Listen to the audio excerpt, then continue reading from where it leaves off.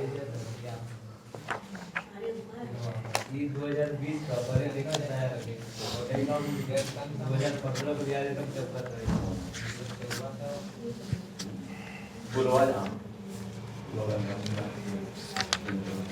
ठीक है dear, start करते हैं द्विघात समीकरण।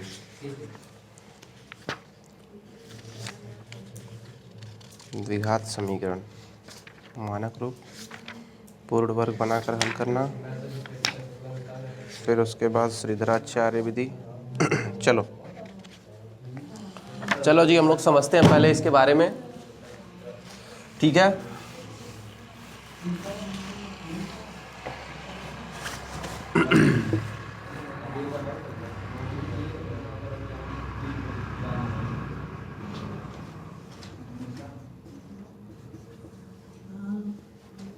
क्वाड्रेटिक इक्वेशन बोलते हैं इसको इंग्लिश में, ठीक है। द्विघात समीकरण, द्विघात समीकरण का मतलब क्या होता है, कोई हमें बता सकता है यहाँ पे उपस्थित सभी जनसंख्याओं में से? जिस समीकरण की घात देखो, द्विघात बहुपद तो पढ़ाए थे ना अभी। द्विघात बहुपद किसको कहते हैं? द्विघात बहुपद मतलब चर राशि के पावर कितने होने चाहिए? मैक्सिमम 2 होने चाहिए, ठीक है। ऐसा बहुपद जिसमें घात क्या हो? 2 हो। जैसे देखो x², ठीक है, प्लस 2x + 3, इसको हम लोग क्या बोलेंगे? द्विघात बहुपद बोलेंगे ना। अगर इसी को हम बराबर 0 कर देना तो ये क्या बन जाएगा? द्विघात समीकरण बन जाएगा, ठीक है ना डियर। इसको हल करना तो आप लोगों को सिखाया गया था कि द्विघात बहुपद को कैसे तोड़ते हैं, ठीक है ना। बात समझ आ रही है? तो डियर यहाँ पे क्या है ना कि द्विघात समीकरण है। यहाँ पे द्विघात समीकरण का मतलब, पहले समीकरण मतलब समझ लेते हैं कि जैसे भाई इसमें बराबर लगा होगा, ठीक है, बराबर लगा होगा, 2 पक्ष होंगे और इधर जो पक्ष होगा वो बहुपद होगा। और कैसा बहुपद होगा? द्विघात बहुपद होगा। बात समझ आ रही है ना? द्विघात बहुपद होगा। तो यहाँ पे क्या करना है आप लोगों को, इसमें ना देखो डियर, इसको हल करना है। क्या करना है? इसको हल करना है। और हल करने की कितनी विधियां होती हैं? इसको हल करने की कितनी विधियां होती हैं? हल करने की विधि कितनी विधि होती है डियर? सही लिखा हुआ है विधि। हल करने की कितनी विधियां होती है? 3 विधि। कैसे होता है? मध्य पद को, एक होता है मध्य पद को तोड़कर, ठीक है ना। दूसरा क्या होता है डियर? पूर्ण वर्ग बनाकर, ठीक है। और तीसरा क्या होता है? श्रीधराचार्य, ठीक है। ये 3 मेथड होते हैं, ठीक है ना डियर।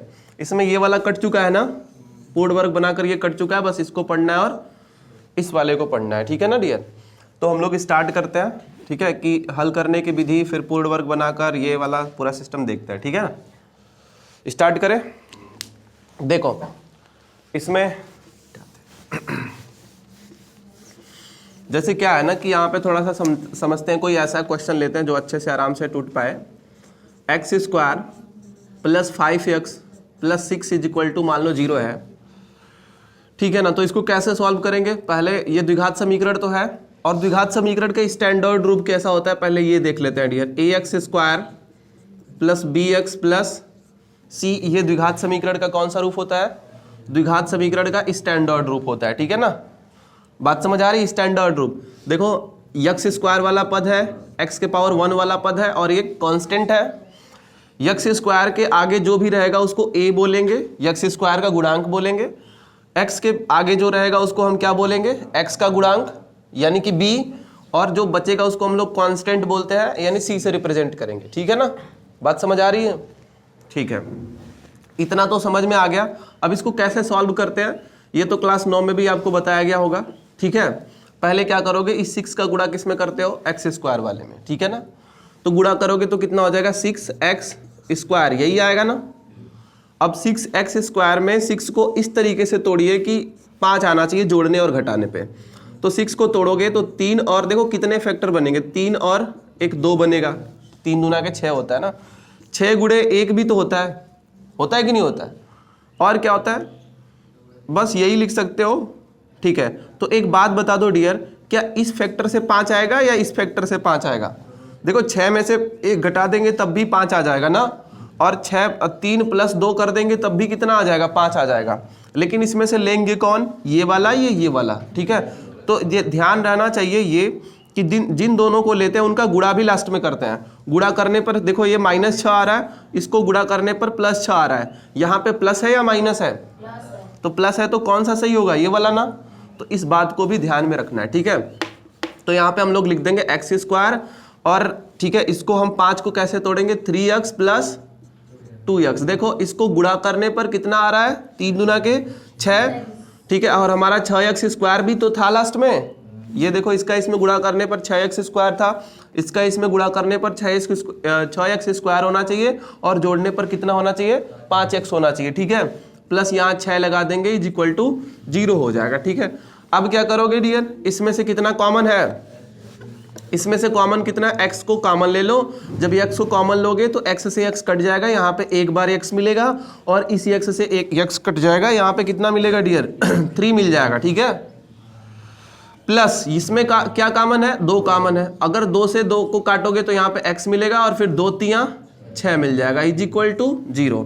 अब x + 3, तो यहाँ पे x + 3 को अगर हम कॉमन लेंगे तो यहाँ पे मिल जाएगा अगले कोष्टक में। ध्यान से समझिएगा, x + 3 को कॉमन लोगे ना, देखो एक पद ये है, दूसरा पद ये है, दोनों में x + 3 है कि नहीं है?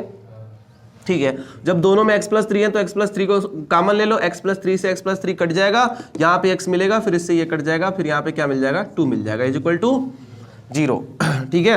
अब एक काम कर लो, x + 3, ठीक है ना, x + 3 इज इक्वल टू, अगर यहाँ से x की वैल्यू निकालनी है तो इसको क्या करोगे? 0 के नीचे लाओगे, तो ये क्या हो जाएगा? 0 में किसी भी संख्या से भागा देने पर हमेशा क्या मिलता है? 0 मिलता है ना। तो यहाँ से x बराबर कितना मिलेगा? एक 3 मिलेगा।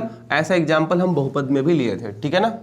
और यहाँ से x + 2 बराबर क्या ले लेंगे? 0, और यहाँ x इज इक्वल टू कितना मिल जाएगा? -2 मिल जाएगा। तो ये जो x बराबर -3 है और -2 है, इसके क्या कहलाएंगे? ठीक है, इसके क्या कहलाएंगे? हल कहलाएंगे। बात समझ आ रही है? इसके हल कहलाएंगे। समीकरण का हल कौन सा होगा? -3 और -2। तो द्विघात समीकरण इतना का हल -3 और -2 है। आई बात समझ में? जैसे आप x + 2 को नीचे ले रहे हैं, मतलब दिखाए नहीं, वो दिखा भी सकते हैं। हाँ, इसको दिखा भी सकते हैं ऐसे, x + 3 इज इक्वल टू ऐसे करके 0/x + 2, ठीक है। ये पूरा 0 लिख देना पड़ेगा लास्ट में। तो किसी भी संख्या में नहीं, 0 में अगर किसी संख्या से भागा दें तो वो 0 के बराबर होता है, तो दिखाओ या नहीं दिखाओ दोनों ठीक होगा, ठीक है ना, कोई गलत नहीं होगा। आई बात समझ में डियर? किस प्रकार से करना है? तो चलिए एनसीईआरटी के हम लोग कुछ क्वेश्चन को करते हैं। नहीं, अभी हम पूरा समझा देते हैं, ठीक है। पूरा चैप्टर में जितना नियम है सब समझा देते हैं, फिर उसके बाद क्वेश्चन को कराएंगे, ठीक है ना। देखो अगला जो क्वेश्चन है,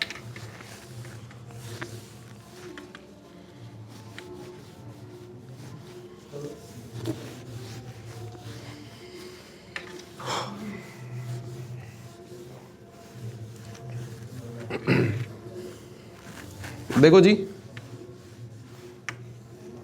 एक होता है इसको सॉल्व करने की कौन सी विधि? श्रीधराचार्य विधि, ठीक है। बात समझ आ रही है? श्रीधराचार्य विधि। तो डियर थोड़ा सा ध्यान से समझिएगा, x², मान लो ये +5x, इसी एग्जाम्पल को लेते हैं, +6 इज इक्वल टू 0। कभी कभी ऐसा हो जाता है ना कि आप इसका इसमें गुणा करो तो कितना मिलेगा? 6x², और 6 को तोड़ दो, तो 6 को तोड़ोगे तो ऐसे ही तोड़ते हो ना, 6 2, फिर 3, फिर 1। बात समझ आ रही है?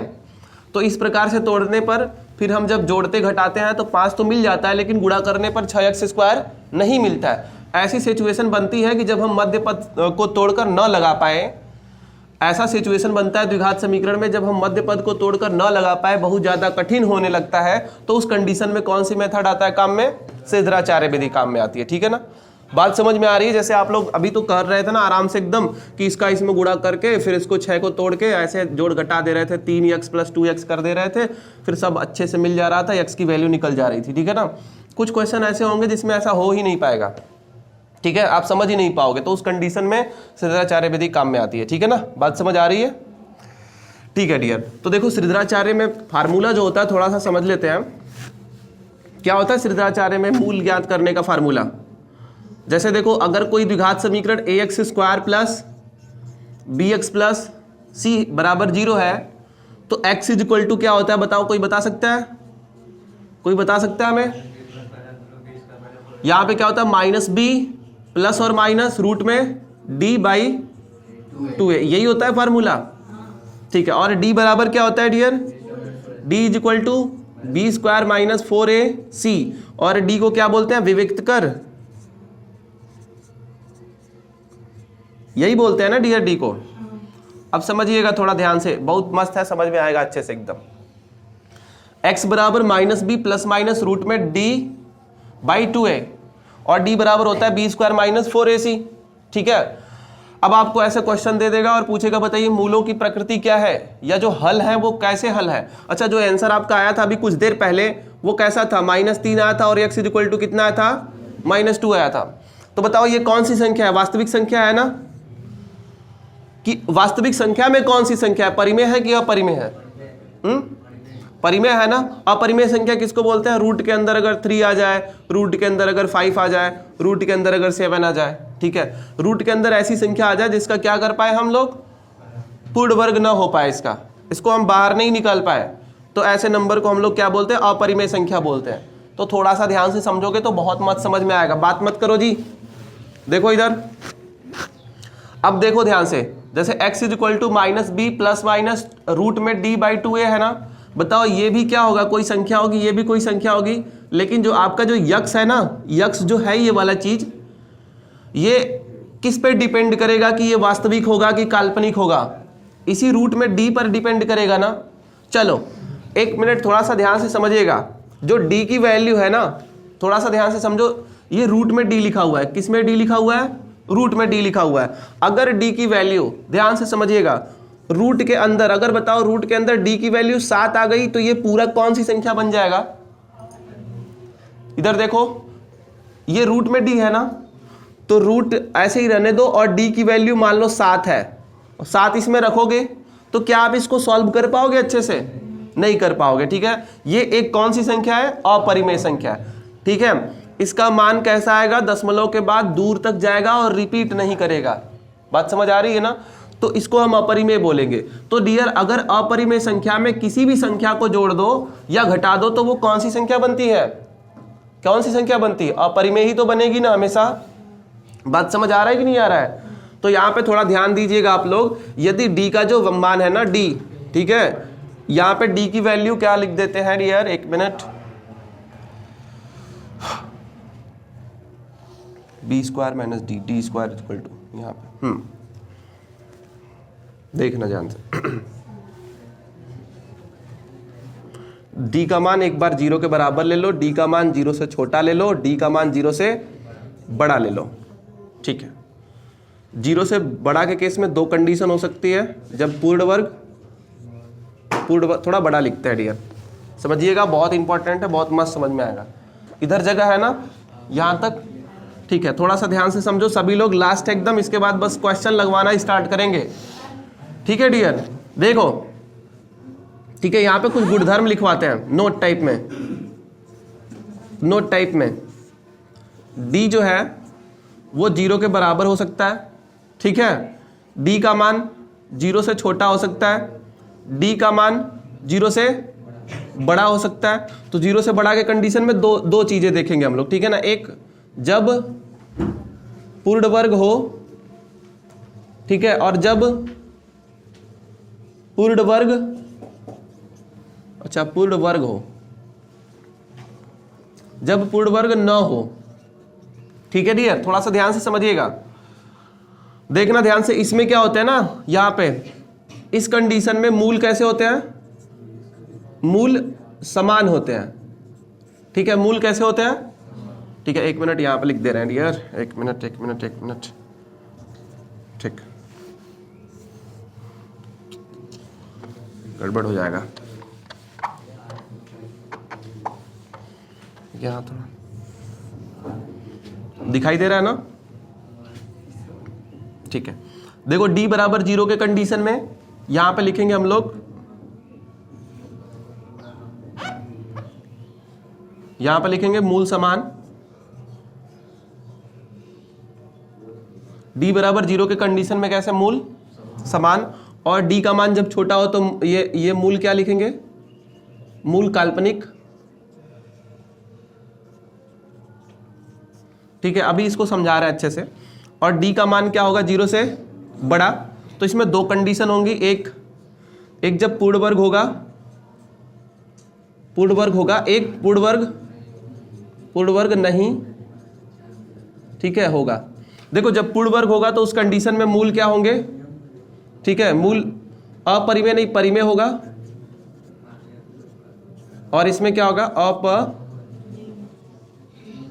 देखो इसमें भी रियल नंबर होता है, इसमें भी रियल नंबर मिलता है, इसमें भी रियल नंबर मिलता है, और इसमें कैसा मिलता है, इमेजिनरी। ठीक है, समझा रहे हैं आपको, थोड़ा सा ध्यान से समझिएगा।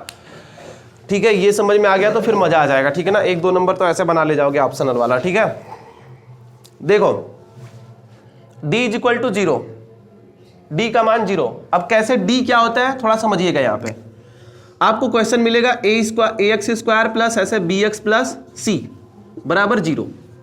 ऐसे क्वेश्चन मिल सकता है 5x² प्लस 2x प्लस 6 = 0। बात समझ आ रही है? तो इसमें x² का जो गुणांक है उसको हम लोग क्या बोलेंगे, a बोलेंगे। जो x का गुणांक है उसको क्या बोलेंगे, b बोलेंगे। जो लास्ट वाला पद है उसको हम लोग c बोलेंगे। बात समझ आ रही है? और d का फार्मूला क्या होता है, d बराबर होता है b² - 4ac। अब एक बात बताओ, इसमें अगर b की वैल्यू, a की वैल्यू, c की वैल्यू रखोगे इसमें, तो d का मान तो कुछ ना कुछ तो आएगा ही, कुछ ना कुछ तो आएगा। या तो वो क्या हो सकता है, 0 हो सकता है, या क्या हो सकता है, d का मान 0 से छोटा हो सकता है, या क्या हो सकता है, d का मान 0 से बड़ा हो सकता है।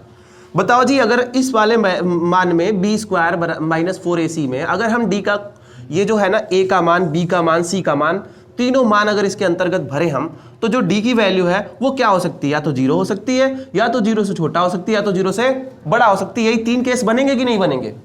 बात समझ आ रही है?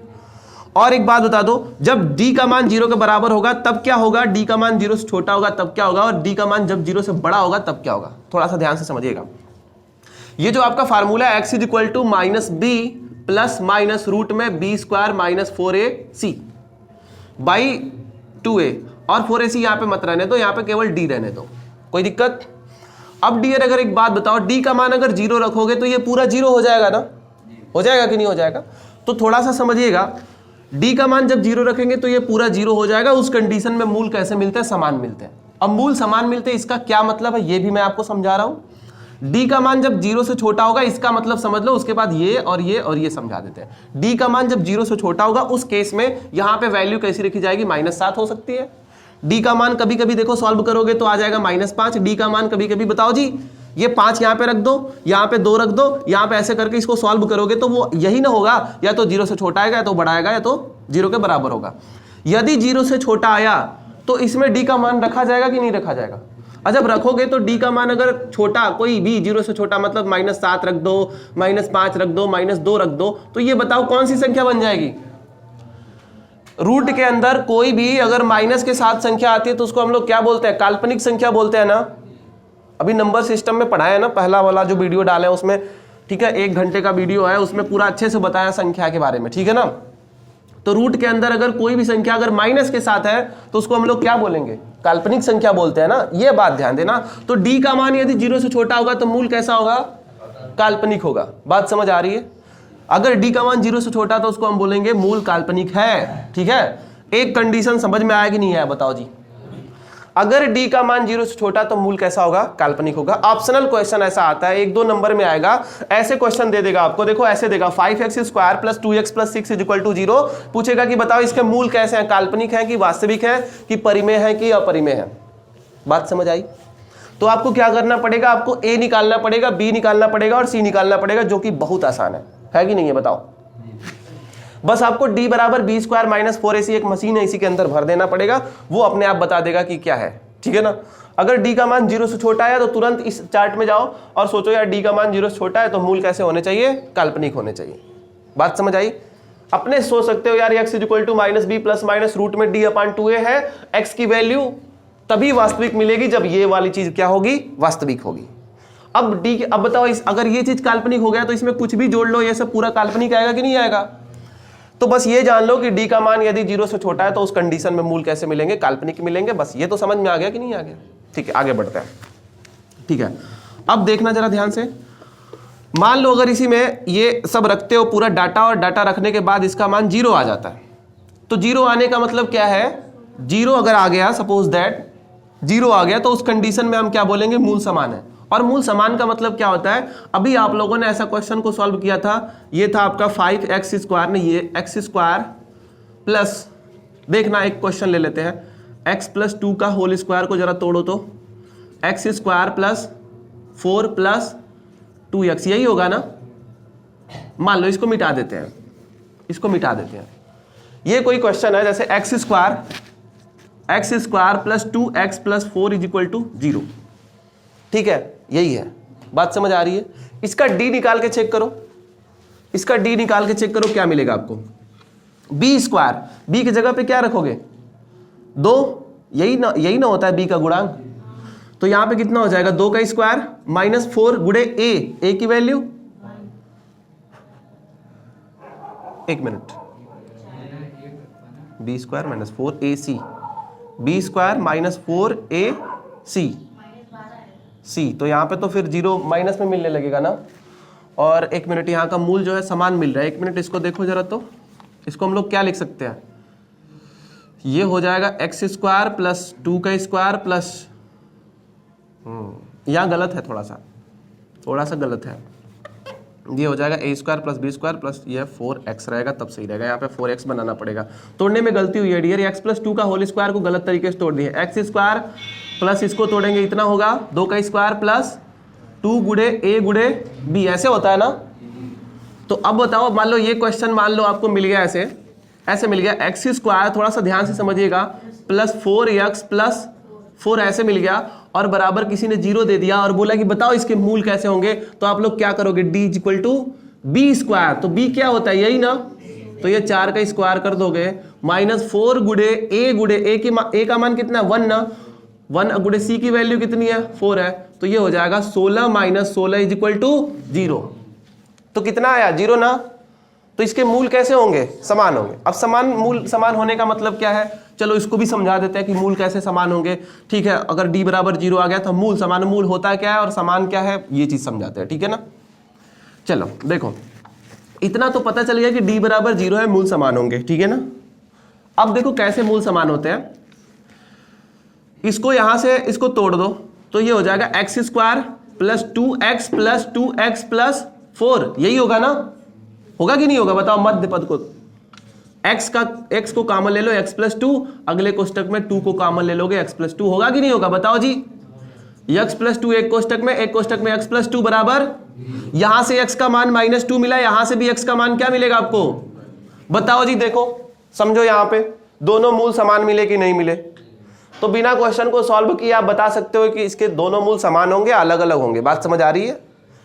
तो कैसे पता चला डियर, देखो x² plus 4x plus 4 is equal to 0 था, इसको हमने मध्य पद को तोड़ के सॉल्व किया, x is equal to -2, x is equal to -2, देखो दोनों आंसर सेम आया है कि नहीं आया, कब, जब d का मान क्या हुआ है 0।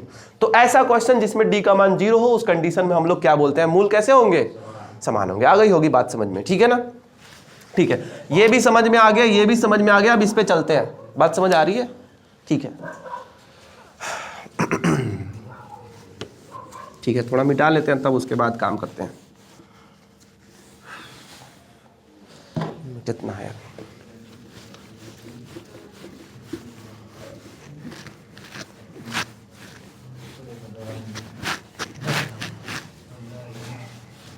समझ में आ रहा है ना डियर, बस यही नियम है, उसके बाद सीधे क्वेश्चन लगाना है हम लोगों को, ठीक है।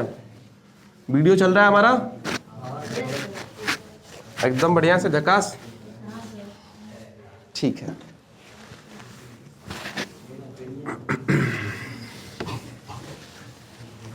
देखो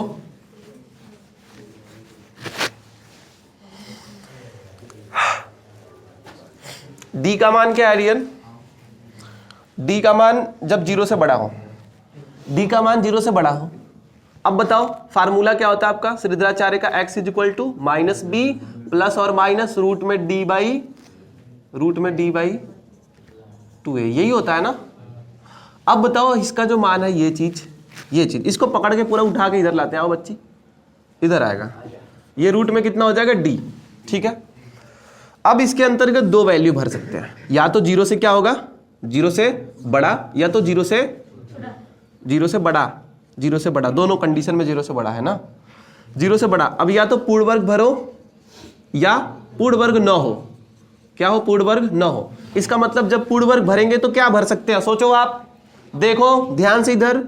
पूर्ण वर्ग भरेंगे तो या तो 16 या तो 25 या तो 36। देखो जी, डी का मान 16 भर दो। 16 क्या होता है? पूर्ण वर्ग होता है, क्योंकि 16 का वर्गमूल निकाला जा सकता है आराम से एकदम। 25 क्या होता है? 36 क्या होता है? तो अगर डी का मान 16, 25, 36 ये सब हो ना, तो इसको सॉल्व करोगे तो क्या मिलेगा? 16 रहेगा तो 6 मिलेगा, 25 रहेगा तो 5 मिलेगा, 36 रहेगा तो 6 मिलेगा। शुद्ध रूप से हल हो जा रहा है कि नहीं हो जा रहा है? बात समझ आ रही है? आराम से एकदम हल हो जा रहा है।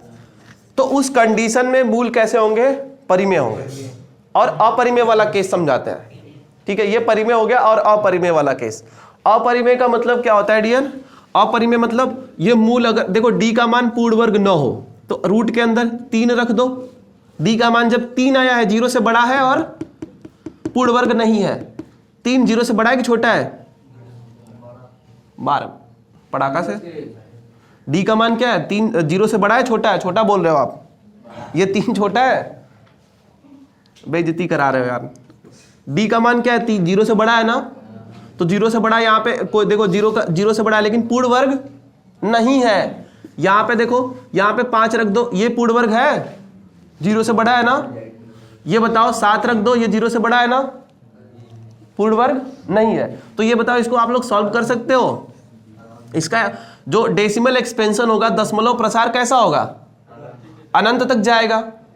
क्या होगा? रिपीट नहीं करेगा। तो उस कंडीशन में हम लोग इसको क्या बोलेंगे? एक अपरिमेय संख्या है। और अपरिमेय संख्या को यहां पे रखोगे तो पूरा क्या बन जाएगा? अपरिमेय बनेगा।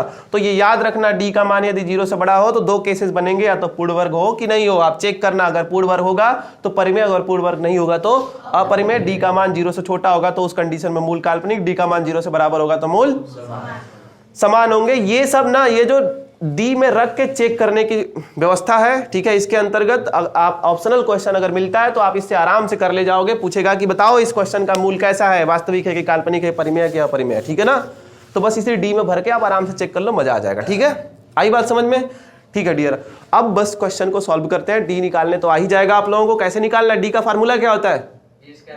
बी स्क्वायर माइनस 4ac, ठीक है, एक्स बराबर, अब जो मूल निकालने का फार्मूला होता है minus b plus minus root में डी बाई 2a।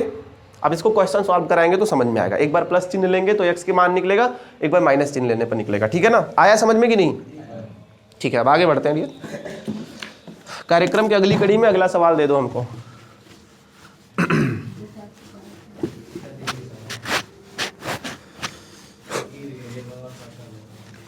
तीन बताओ। 3 0 से छोटा है ना? कौन बोला उसको सजा दी जाएगी?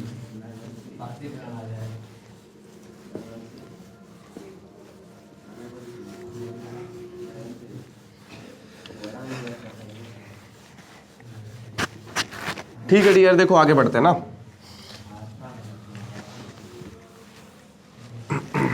देखो जी,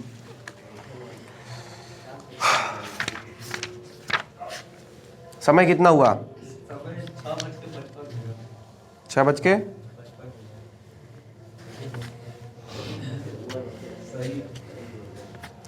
उदाहरण के सवाल को आप लोग खुद से लगा लीजिएगा, ठीक है ना।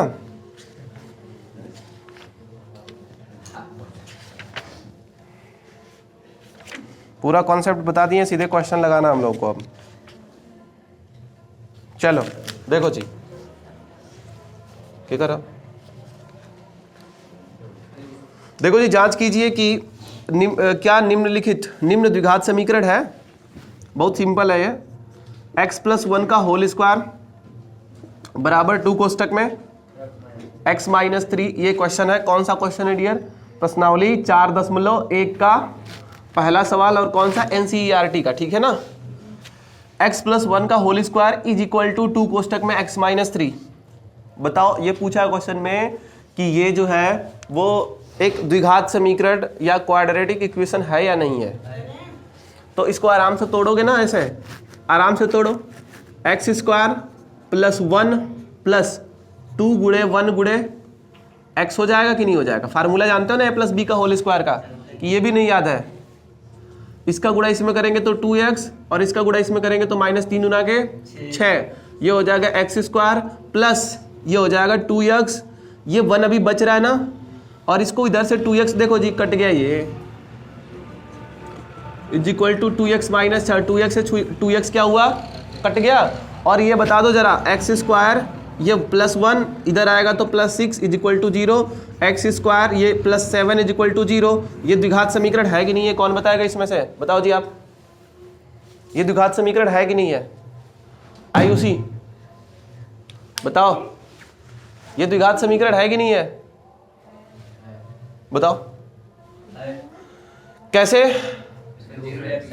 x के पावर 2 है, बहुपद की जो घात है ना, इधर लेफ्ट साइड को बहुपद बोलेंगे, इधर पूरा यहाँ से लेकर यहाँ तक इस बहुपद की घात 2 है तो इसको हम लोग क्या बोलेंगे? ये द्विघात। और लेफ्ट हैंड साइड में 0 है, बीच में बराबर लगा हुआ है, ये कौन सा? द्विघात बहुपद है, इसलिए पूरा मिला के कौन सा स्टेटमेंट को हम लोग क्या बोलेंगे? द्विघात समीकरण बोलेंगे।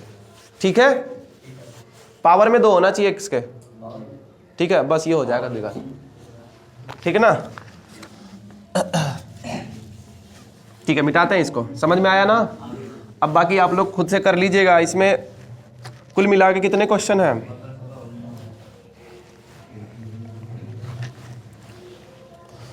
एक और बताते हैं ना आपको, इसमें बताइएगा तो इसमें है कि नहीं है? x के power 3 minus 4x square minus x plus 1 is equal to x minus 2 का होल क्यूब। बताओ नहीं है कि नहीं है? नहीं है।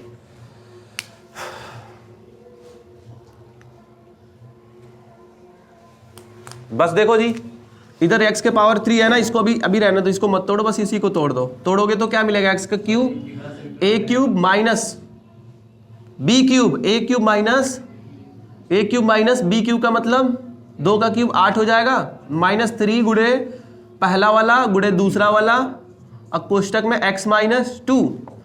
जरा इसको तोड़ दो, x के पावर 3 माइनस 8, ये हो जाएगा 3 गुना के 6x, x माइनस 2, x के पावर 3 माइनस 8 6x। कहाँ पे? +6x होगा ना, -3 × x -2 रहेगा ना, -3 × x। सही है। अभी देखो 3 गुना के 6 -2 नहीं, फार्मूला क्या होता है? a माइनस बी का होल क्यूब का फार्मूला होता है a cube minus b cube minus 3ab कोष्टक में a माइनस बी। ठीक है ना, यही होता है। तो b -2 है ना, b -2 है तो ऐसे थोड़ी ना लिखे हैं, x प्लस -2 ऐसे लिखे होते तब ना इसको हम ऐसे लिखते, तब यहाँ पे a प्लस बी का होल क्यूब का फार्मूला लगता है। यहाँ पे a माइनस बी का होल क्यूब है ना, माइनस का भी फार्मूला लगा रहे हैं और b को भी माइनस में लिखेंगे तो गलत बात है ना। तो ये कितना हो जाएगा? गुणा करो, -6x स्क्वायर और इसका गुणा करेंगे तो प्लस ये हो जाएगा 12x। ठीक है, अब बताओ जी इधर क्या था? x cube minus 4x square minus x plus 1, x cube से x क्यूब को रगड़ देंगे, खत्म हो जाएगा। ठीक है, बात समझ आ रही है? इधर मिला -4x, इधर मिलेगा -6x स्क्वायर। अब बताओ जी इसमें मैक्सिमम घात कितनी है? 2 है ना, तो इतना से तो समझ में आ जाना चाहिए कि हाँ ये कौन से द्विघात बहुपद है या नहीं है। बाकी आप लोग तो इधर उधर तो सेट कर लोगे ना, इसको इधर से इधर लेते आना, ये इधर से इधर आएगा, इधर से इधर आएगा तो क्या हो जाएगा? देखो -2x स्क्वायर हो जाएगा, प्लस हो जाएगा। देखो ये माइनस में है, इधर से इधर आएगा तो प्लस में, -x यहाँ पे है, -11x -13x हो जाएगा ना, क्योंकि एक x जो है उसके इंतजार में बैठा हुआ है। ठीक है, -x और ये प्लस है, उधर से इधर आएगा तो वो प्लस में है ना, इधर से आएगा तो बदलाव हो जाएगा उसके अंतर्गत, +1 इज इक्वल टू 0। डियर ये क्या बन गया? द्विघात समीकरण बना या नहीं बना? -8 भी है तो इसको इधर बुला दो, आओ बच्ची, इज इक्वल टू 0 हो गया ना। समझ में आया कि नहीं है? बताओ।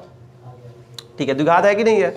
बाकी सारे क्वेश्चन को आप लोग ऐसे ही हल करोगे। ठीक है, आगे बढ़ते हैं। Dear 34 minute.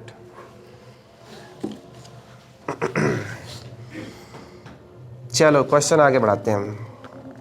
आज एक प्रश्नावली कंप्लीट कर देते हैं ना पूरा, ज्यादा समय लगा है नियम बताने में। ठीक है, क्वेश्चन तो ऐसे उड़ा देंगे हम लोग हवा में। देखो जी, हर टाइप के एक एक क्वेश्चन बता दे रहा है, पेपर में आएगा ना तो ये मत सोचना कि नहीं ये नहीं पढ़ाया गया ऐसे, ठीक है ना। एनसीईआरटी का जो है सिलेबस में, उसमें से हर एक टाइप का एक एक क्वेश्चन हम बता दे रहे हैं, ठीक है ना। अच्छे से रिवीजन हो जा रहा है आप लोगों का। पेपर से 1 महीना पहले, 1.5 महीना पहले अगर इस तरीके से रिवीजन कर लोगे ना, तो पेपर में अगर पहुंचोगे तो जैसे लगेगा कि हाँ भाई एकदम अच्छे से पढ़े हैं और हो जाएगा, ठीक है। देखो दूसरा क्वेश्चन, सीधे एकदम दूसरे पे चलते हैं। पहले के अंतर्गत 8 क्वेश्चन है, ठीक है, जिसमें 2 बता दिए, बाकी आप लोग खुद कर लीजिएगा। दूसरा क्वेश्चन देखो डायरेक्ट, निम्नलिखित स्थितियों को द्विघात समीकरणों के हल के रूप में निरूपित कीजिए। आपको केवल द्विघात समीकरण के रूप में निरूपित करना है, इसको सॉल्व नहीं करना है, ठीक है ना। द्विघात समीकरण के रूप में निरूपित करने का मतलब क्या होता है, आपको इस स्टेटमेंट में बदलना है x² plus bx plus c equal to 0। पूरे क्वेश्चन को इस फॉर्मेट तक लाके छोड़ देना है। तो पहला क्वेश्चन ये है कि एक आयताकार भूखंड का क्षेत्रफल, आयताकार भूखंड का क्षेत्रफल कितना दिया हुआ है। देखो एरिया बराबर कितना दिया हुआ है, एरिया इज इक्वल टू कितना दिया हुआ है डियर, 528 मीटर क्यूब, ठीक है। क्षेत्रफल, क्षेत्र की लंबाई चौड़ाई के 2 गुने से 1 अधिक है। यहां पे थोड़ा सा दिमाग लगाने वाली चीज है, ठीक है ना। अब देखो ये जो एरिया दिया हुआ है तो इसको ऐसे ही रहने दो आप, बात समझ आ रही है। एरिया में कौन कौन सी चीज होती है, लंबाई होती है और चौड़ाई होती है कि नहीं होती है, बताओ जी, बोला करो आप लोग। अगर समझ में आ रहा है तो पूछ रहा हूं तो बोला करो, ऐसे नहीं कि एकदम नींद लग रहा है। एरिया में क्या होता है, लंबाई और चौड़ाई होता है, बात समझ आ रही है। अब क्वेश्चन में बोला है कि एक आयताकार भूखंड का क्षेत्रफल कितना दिया हुआ है, 528। अब आयताकार है भाई तो उसमें लंबाई और चौड़ाई दोनों को गुणा करके ये चीज दिया होगा ना। फिर आगे जाके बोला है क्षेत्रफल की जो लंबाई है चौड़ाई के 2 गुने से 1 अधिक है। तो यहाँ पे डियर हम लोग क्या करते हैं, ये पहले वाले क्वेश्चन में अभी दो चर वाला रैखिक समीकरण पढ़ रहे थे, उसमें लंबाई को x मान रहे थे, चौड़ाई को क्या मान रहे थे, y। लेकिन इसमें ये सब नहीं करना है, बात समझ आ गई। लेकिन पेपर में कैसे पता चलेगा कि ये द्विघात समीकरण का सवाल है कि 2 चर वाले रैखिक समीकरण का सवाल है, ठीक है ना, समझ आ रही है बात। तो डियर इस क्वेश्चन को हम दोनों मेथड से सॉल्व करते हैं, और ये नहीं लिखेगा आपसे क्वेश्चन में ऐसा नहीं पूछेगा कि इसको द्विघात समीकरण वाले मेथड से सॉल्व करिए इसको, ठीक है। आपको खुद समझना पड़ेगा, आपको जैसे आ रहा होगा वैसे लगाना पड़ेगा, ठीक है ना, बात समझ आ रही है।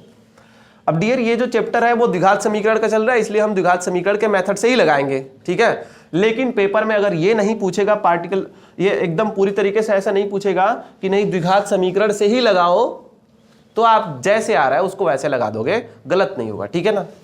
अब देखना जरा ध्यान से, देखो हम इसको 2 तरीके से लगाते हैं, पहले द्विघात समीकरण वाले मेथड से, फिर 2 चर वाले रैखिक समीकरण से, ठीक है ना। चलो यहां पे बोला इसकी लंबाई जो है वो चौड़ाई के 2 गुने से 1 अधिक है ना, 2 गुने से। तो यहां पे हम लोग ना देखो लंबाई चौड़ाई से, लंबाई जो है वो चौड़ाई से 2 गुने से 1 अधिक है, तो हम यहाँ पे सीधे जिससे बोले उसी को x मान लेंगे। क्या करेंगे, अगर बोलेगा a b से 2 गुना है, a क्या है b से 2 गुना है, तो हम b को क्या मान लेंगे, x मान लेंगे, ठीक है ना, बात समझ आ रही है। a के पास b से 3 गुना ज्यादा पैसा है, तो b के पास कितना पैसा होगा, x पैसा होगा, ठीक है। a की तुलना अगर b से करा रहा है तो b को हम लोग क्या मानेंगे, हमेशा x मानेंगे। इस बात को आप लोग हमेशा ध्यान में रख लेना, ठीक है ना। तो यहाँ पे क्या बोला है डियर कि जो लंबाई है ना, जो लंबाई है वो क्या है, x मान लोगे। क्या मानोगे लंबाई को, तो लिखोगे अच्छे से, ठीक है ना। ये नहीं कि हमारे तरह लिख के चले आओगे तो आपको अच्छा नंबर मिल जाएगा, ठीक है ना। यहाँ पे लिखोगे माना लंबाई इज इक्वल टू x और चौड़ाई इज इक्वल टू y। अब कम समय आपका रिवीजन करा रहे हैं इसलिए हम ये सब स्टेटमेंट नहीं लिख रहे हैं, आप खुद से लिख लीजिएगा, ठीक है। लंबाई इज इक्वल टू x और चौड़ाई y मत मानना डियर, गलत हो जाएगा। अभी द्विघात समीकरण से बता रहा है ना, तो द्विघात वाले मेथड से सोचो। अब बताओ चौड़ाई क्या होगी। अब चौड़ाई क्या बोला है डियर, ध्यान से समझो। जो चौड़ाई है वो लंबाई की, अच्छा लंबाई चौड़ाई की बोल, अच्छा लंबाई चौड़ाई की बोला था, तो सबसे पहले यहाँ पे चौड़ाई मानो। चौड़ाई कितना मानोगे, चौड़ाई x मानोगे। अब लंबाई क्या बोला है, बोला है चौड़ाई के 2 गुने, चौड़ाई के, तो चौड़ाई का 2 गुना कितना होगा, 2x से 1 अधिक है, से 1 अधिक है। आई बात समझ में। तो लंबाई जो है वो चौड़ाई के 2 गुने से 1 अधिक है, तो पहले चौड़ाई को x मान लो, फिर लंबाई को उससे 2 गुने से 1 ज्यादा कर दो, ठीक है ना, बात समझ आ रही है। अगर मैं बोलूंगा कि a जो है वो b से, b के पास जितना रुपया है उसके 5 गुने से 1 रुपया ज्यादा है, तो क्या करोगे, बी को एक्स मान लोगे, बी को क्या मान लोगे, और ए के पास कितना रुपया है, बी के 2 गुने से, 2 गुने से मतलब 5 गुना से 1 हाँ मान लो 5 गुना से 1 रुपया अधिक है, तो 5x + 1 लिख देंगे, ठीक है ना। तो यहाँ पे लंबाई कितनी हो जाएगी, इतनी हो जाएगी, और चौड़ाई कितनी हो जाएगी, इतनी हो जाएगी। अब भाई बताओ एरिया बराबर कितना होता है, एरिया बराबर क्या होता है, लंबाई गुणे चौड़ाई होता है। तो यहाँ पे देखो लंबाई की वैल्यू कितनी है x, चौड़ाई की वैल्यू कितनी है 2x + 1 = कितना लिख दोगे 528, गुणा कर दोगे इसका हो जाएगा 2x² + x = 528, ये हो जाएगा 2x² + x माइनस कितना हो जाएगा, ये इधर बुलाओ 528 = 0। द्विघात समीकरण में हमने इसको अच्छे तरीके से बदल के छोड़ दिया। आई बात समझ में, कोई दिक्कत, यहां तक ही करना था आपको, x की वैल्यू नहीं निकालनी थी, ना लंबाई निकालना था ना चौड़ाई निकालना था, बस बोला था क्वेश्चन में कि द्विघात समीकरण में बदल के आप चले जाइए।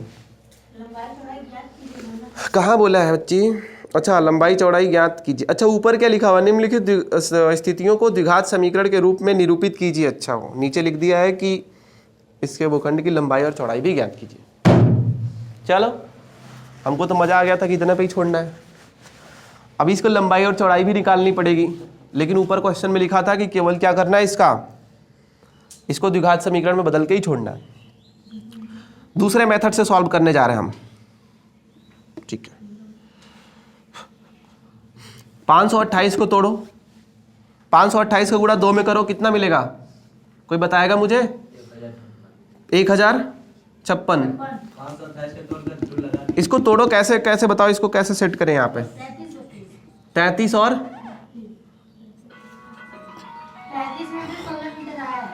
33 और 32 कर ले, 32x, अरे +32 कीजिए और -32 इधर कीजिए, +33 उधर कीजिए, बात वही होगी दोनों में, कटेगा नहीं ना, कट जाएगा, देखो माइनस, ठीक है, = 0, ठीक है ना। देखो यहाँ पे x लिखेंगे हम लोग, आप लोग ये घर पे कर लीजिएगा, यहाँ पे करेंगे तो टाइम बर्बाद होगा। अच्छा आंसर आया है, देखो जी 528 को गुणा आप लोग 2 में करोगे, कितना मिलेगा, -528 × 2, ठीक है। फिर आप इसको तोड़ोगे और इस प्रकार से तोड़ना है कि यहाँ पे x बचना चाहिए, केवल x बचना चाहिए, 1x बचना चाहिए, और गुणा करने पर कितना आना चाहिए, इतना आना चाहिए, ठीक है ना। तो ये 33 × 32 करोगे तो आ जाएगा इतना, इसका गुणा करने पे जो भी आया है वो 33 × 32 करने पे आ जाएगा, और बात समझ आ रही है। और 33x में से 32x जाएगा तो कितना x मिलेगा, एक बार x मिलेगा कि नहीं मिलेगा, ठीक है। इसमें से x को कॉमन ले लो, तो यहाँ पे 2 क्या मिलेगा डियर, 2 यहाँ पे मिलेगा 2x + 33, और यहाँ से क्या कॉमन ले लो, -32 को कॉमन ले लोगे तो यहाँ पे क्या मिलेगा, x माइनस 16 कॉमन लेंगे ना, अरे वहाँ पे बोले कहाँ पे 2, 32 में 16 कॉमन लीजिए, यहाँ पे 60 को मतलब 16 कॉमन लेना, 16 अगर कॉमन लेंगे तो यहाँ पे कितना, अरे हाँ एकदम सही बात भूल गए हैं, देखो यहाँ पे कितना है, 2x है ना, 2x है तो यहाँ पे भी 2x आपको बचाना पड़ेगा। 2x बचाने के लिए देखो, जैसे यहाँ पे 2x है तो यहाँ पे भी 2x होगा, तभी ना ये चीज़ कॉमन लोगे बाद में, अगर ये चीज़ एक जैसी नहीं होगी तो बाद में कहाँ से कॉमन लोगे। तो यहाँ पे ऐसे ही पता चल जा रहा है कि 16 कॉमन लेना पड़ेगा, 16 कॉमन लोगे तो 16 दूना के 2x, और फिर ये माइनस से माइनस ये प्लस बन जाएगा, और ये अपने आप लिख दो 33, यहाँ पे ज़्यादा बुद्धि लगाने की जरूरत नहीं है, वो अपने से हो जाएगा सेट, ठीक है ना, टाइम बर्बाद नहीं करना। अब इन दोनों में क्या कॉमन है, 2x + 33 कॉमन है। अब अगले कोष्टक में क्या मिलेगा, x माइनस 16 = 0, तो यहाँ से x = कितना मिला 16, और x = यहाँ से कितना मिलेगा -33/2। बताओ इस वाले वैल्यू को छोड़ देंगे, ठीक है, इस वाले वैल्यू को क्या करेंगे, छोड़ देंगे, क्योंकि लंबाई कभी निगेटिव नहीं आती है।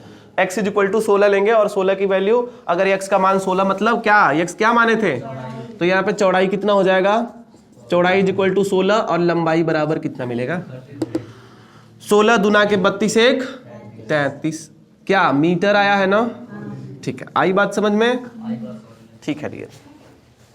और कौन कौन सा क्वेश्चन बचा हुआ है, चलो दो, कितना टाइम हो रहा है कोई बता सकता है हमें? हाँ 7:12। बचे हुए सारे क्वेश्चन को अगले वीडियो में देखेंगे हम लोग, ठीक है ना। आज के लिए इतना ही, मिलते हैं अगले एपिसोड में।